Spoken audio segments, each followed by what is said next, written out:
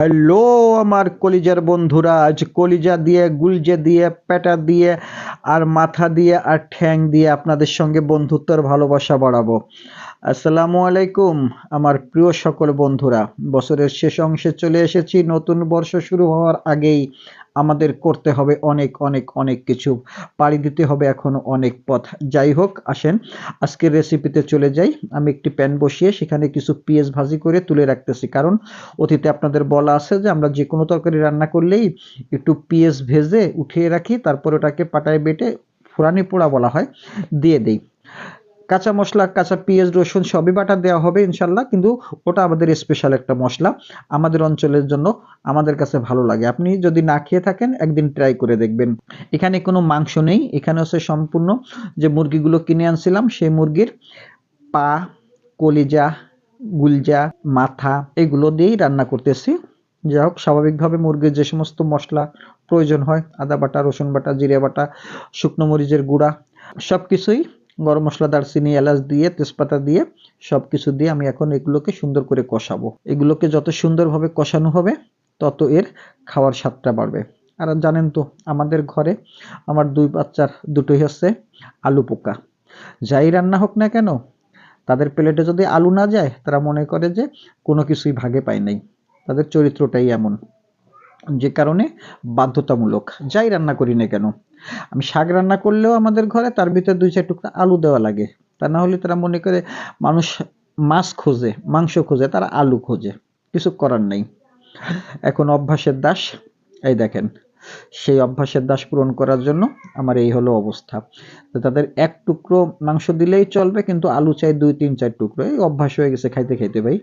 এই 70 টাকা 80 টাকা কেজি আলুতেও আমার একদিনের জন্য ঘরে আলু ছাড়া কোনো রান্না হয়নি। বলার তো কিছু নাই।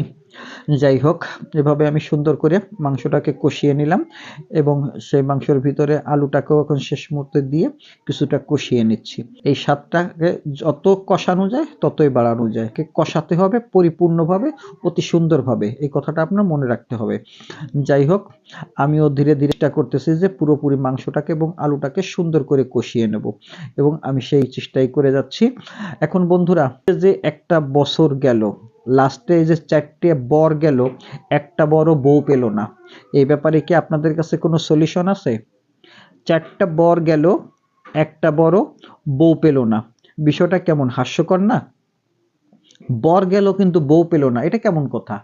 বর গেল মানে সেপ্টেম্বর গেল, অক্টোবর গেল, নভেম্বর গেল, ডিসেম্বর গেল, সে 4টে বর গেল, কিন্তু বউ তো কেউ পেল না। আর কার কার বিয়ে হলো না সেই কথাটাও আমার জানতে হবে। বন্ধুদের ভিতরে যদি কেউ থাকো তাহলে এই বরের সাথে তার বিয়ে দেওয়ার ব্যবস্থা আমি করতে পারবো।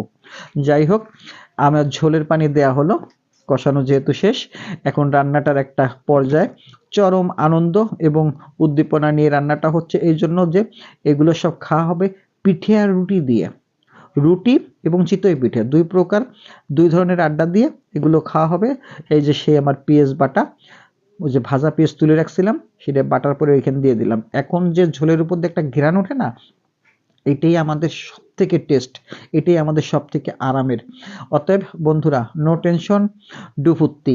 তোমরা যারা এইভাবে তরকারি খেতে অনভ্যস্ত, কখনোই খাওনি, তাদেরকে রিকোয়েস্ট করব একদিন আমার সঙ্গে তাল মিলাও, খেয়ে দেখো।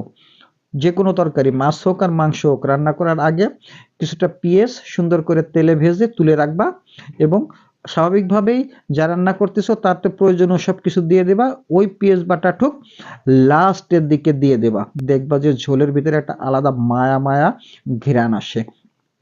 আমার মায়া এবং ভালোবাসা তোমাদের প্রতিও রইল। পরবর্তীতে আরো কিছু সুন্দর ভিডিও নেমে আসতেছি, সে পর্যন্ত অপেক্ষায় থাকো। ধন্যবাদ।